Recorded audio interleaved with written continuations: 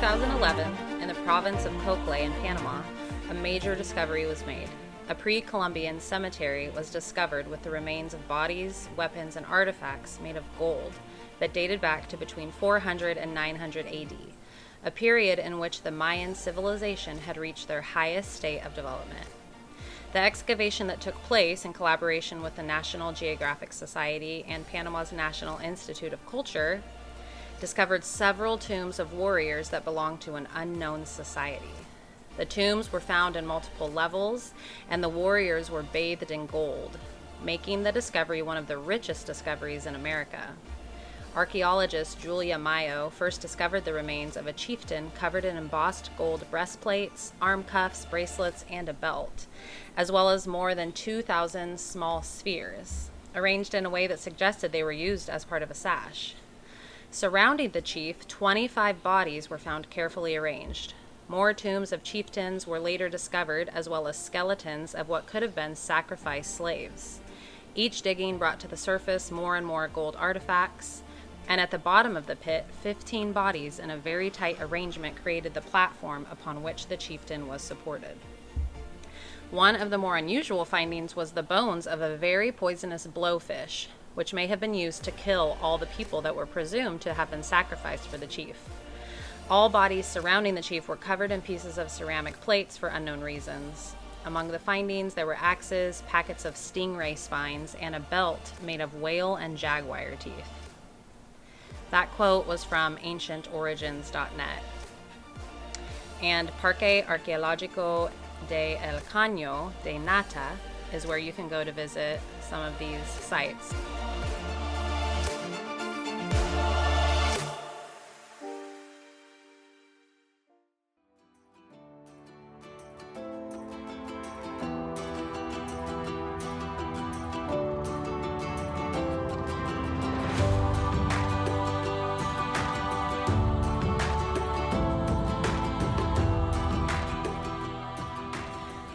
Bienvenidos, welcome, and thank you for joining us for Season 1, Episode 2 of the PanaFamilia Podcast with Eduardo and Nicole, where we discuss our experience relocating to and raising our 3 young children here in Panama, share our journey of building our new farm and home here in Central America, and let you know what we're learning along the way.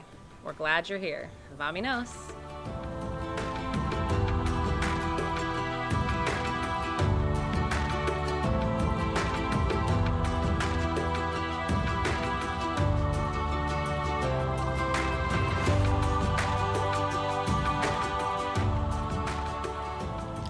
Hey guys, so we decided to split this episode actually into 2 episodes because we kind of dragged it out and it ended up being longer than we anticipated.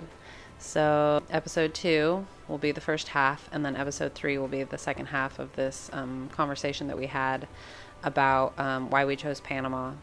The first half here is going to be more about our story of how we got to Panama. And then the next episode will be a little more kind of like the nitty-gritty of specific reasons why we chose this country. Enjoy listening.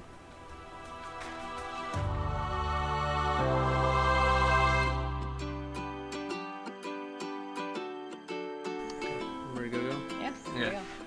Hey everyone. Today we're going to be talking about quickly why we left the United States and talk more about why we chose Panama. We don't want this to be about United States, but more about Panama. But we'll just get into it pretty quickly about why we left the United States and some of the reasons. We were just looking for a new challenge and looking for a new culture and just kind of looking for we had a farm in Turlock, California, and we just wanted a bigger version of that to where we can do something like that, have a clean slate of land and just kind of build something from the ground up, and that's what we're going to do. And we just felt like Panama was the best place for that. We had it pretty good in the United States. There was no political reasons why we left or no hatred towards the United States. We love the United States. We love being Americans. We just felt like we wanted to try something new and a new challenge. Before we even met each other, we were always looking for other places to live, and I think it was just eventually on our radar once our kids got older and we got settled as a family. But let's talk about Panama. Yeah. Okay. Um, yeah, we didn't know much about Panama before we came here. We looked at other countries before we decided Panama. We looked at Mexico for 5 minutes because I'm Mexican American, so that was kind of the first logical choice to go. And we just didn't really get the good vibes there as far as like cleanliness of like the water and situation and stuff like that. There's a lot of pollution there, mainly due to big businesses being able to do whatever they want down there. So look up Juanatitlán Falls, my dad's hometown. You can get a pretty good story about what happens when you just let people do whatever they want. Then we looked at Nicaragua for another 5 minutes, and it was a little too underdeveloped. So we weren't looking for, we still wanted some modern amenities. And then we jumped over to Costa Rica because we visited Costa Rica a couple times. We always liked it. And we were stuck on Costa Rica for probably the whole 5 years we were planning to move because we had a 5-year plan. Mm-hmm. So we were looking at Costa Rica, different regions. And we even looked at property there. Like when we went there, yeah. When we visited the third time. And we just didn't feel completely filled by it. It was leaning a little too tourist heavy. I mean, it looked like they were more interested in bringing over tourists and digital nomads. This is right after COVID too. And we're looking more for a farming aspect. And right. So then, and it was a little overpriced. And then, already, the bang for your buck was kind of gone. I mean, still better than California, obviously. But discovered Panama. I think it was Nicole. Yeah, I just saw someone talking about it on a thread, a relocation thread. And we had almost went to Panama for our honeymoon. Yeah, we almost came to Bocas del Toro. But that was just for a honeymoon. That wasn't like to look at, a place to live. But yeah, so it came into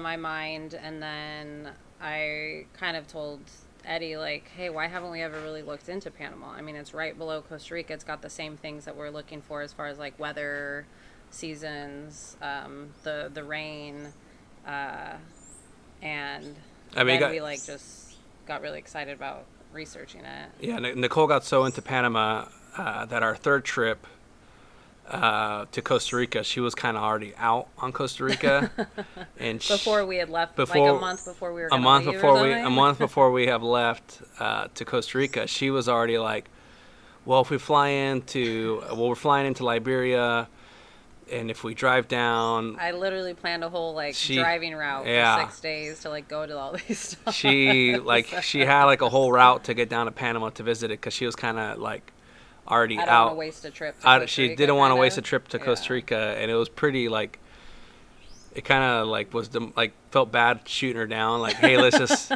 we plan to chill out. Let's just chill out. Let's just go to Costa Rica and just plan what we're doing. Let's check it out, and then we can just plan another separate trip to Panama.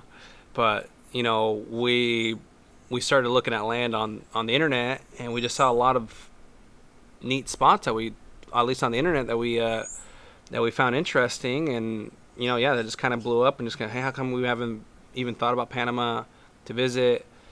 And then we just started doing our research, and then we planned our first trip in November, and that was October. Yeah. October, which was only 7 months after we had went to Costa Rica. So we were really because we were getting down to the end of our 5-year mark that we wanted to start. We had a 5-year plan moving, where we wanted to if we were going to do this, we had to do at this time. If not, it was going to be too difficult with our kids, especially our oldest, as he gets older and more friends. Yeah, friends and family and stuff. Yeah. But we planned this trip for October. We're really excited. We have our in-laws my in-laws were gonna come with us, Nicole's parents. Mm-hmm.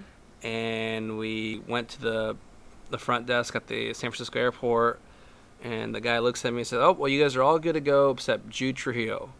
It's like his passport's expired, and it wasn't expired, but it wasn't valid for 6 months. It wasn't valid for 6 months, so they wouldn't let us go, and we were just so demoralized. Like, And there was nothing we could do. Absolutely nothing we could do. yeah, there's absolutely. I mean, we could have left Jude at the airport. I guess we could have done that. Stupid. But He felt really bad too. I felt bad for him because he thought, like it was his fault that like we couldn't go, and we made sure to tell him it wasn't. But so we kind of cooled our jets so we went to Mendocino County instead, and as a vacation. We were kind of like, oh, is this like a sign that like from God that like we shouldn't be trying to do this, and like Panama's not the right place, blah blah blah. I told Nicole, like, let's just plan another trip for February, and we did. But for 2 months, November and December, I just put the idea of relocating completely off my mind. It's like put it on the back burner, and we just didn't think about it. Yeah, we just lived life in California and enjoyed our farm and enjoyed the holidays, and just being in California during the wintertime. And then January came around, and we kind of started getting into it again, and we started planning our trip where we wanted to visit. And we came. We visited a couple regions. All the regions were pretty cool, but we just fell in love with the one that we're at right now, the Chiriquí province. And now we're here. That's kind of like the long story of it. The story of us getting here, I guess. Here. Yeah. Of us, like, getting to Panama. Looked like Costa Rica, but without the busyness of it. Because, like, the last time I went to Costa Rica, it was really busy. There was a lot of traffic. There was a lot of people running around. We were here during the quote-unquote tourist season, and it never really felt like we were in the touristy area. Even, like, we just never felt like it. And we just really liked that. It just felt like it was more, once you got out of the city, it was very rural, a lot of farms, a lot of beef cows, a lot of, rice farmers, sugarcane farmers, just a lot of farming, and then a little town here, a little town there. Mm-hmm. And especially as you get farther away from Panama City up towards Costa Rica, it just started getting more and more rural, and we really liked that. And we just felt like we could find a place out here that we could really have our own space and do whatever we want as far as farming. I'm just adjusting to the different climate, but right. But like every little small town still felt like it was alive and not like so small that there was nothing going on. Like every town has like a basketball court and a playground and a volleyball court and a little community center, and like you can see that people are still out and about, and it's not like a tiny little ghost town or something. So we weren't worried about not being able to integrate or meet people, have friends, like have activities to join in on. And now that we're actually living here and day to day, like we've seen how much there is. There's a basketball league, and there's like little festivals here. Yeah, when we moved down here, I kind of, in my mind, I thought there were certain things I wasn't gonna be able to do. Like for me, one of the big ones, I play basketball once a week. And I was like, I probably won't be doing that anymore just because there won't be any basketball players unless I go to the big city. Because I kind of started shooting around at the hoops, because there was a hoop in the downtown of the town we live in, shooting around and talking to the guys that showed up. And then next thing you know, I'm on a basketball team for the town, and there's a basketball team for every town around our area, and we play every Saturday night, and it's pretty competitive and fun. And I just never thought I would be playing basketball like that here. It's like, nope. And it helps you speak Spanish.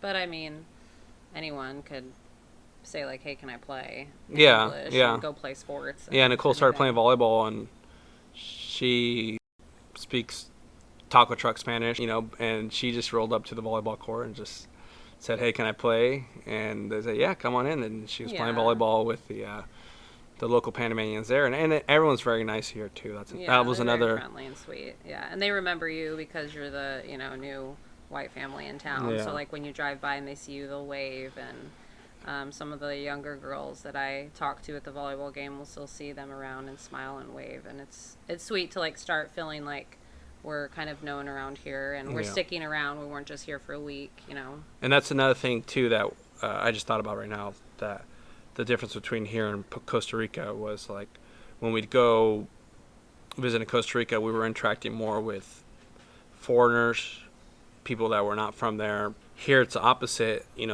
There is a healthy amount of foreigners that live here like us, and we've obviously met them, but we're also talking to a lot of local Panamanians that have their lives here and haven't been ruined because they've been priced out of living here, and that's something I've always considered. I didn't want to be the guy who just starts pricing people out of their own communities.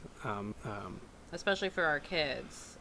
With Jude in school now, he's making friends with local kids, and even though he can't speak Spanish, they're finding their own little way to communicate, and he's learning words and excited when he comes home with some new words. And for him, that's been good to just go to a local school and learn about the culture.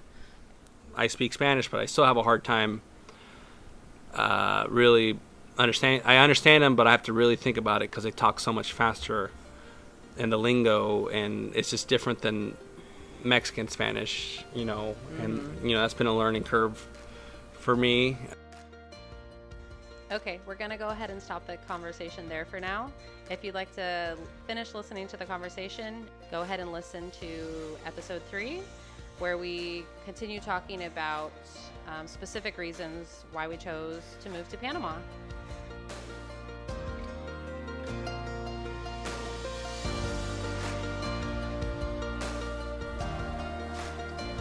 Thanks so much for listening. We hope you enjoyed this episode, and we'll see you next time on the PanaFamilia Podcast.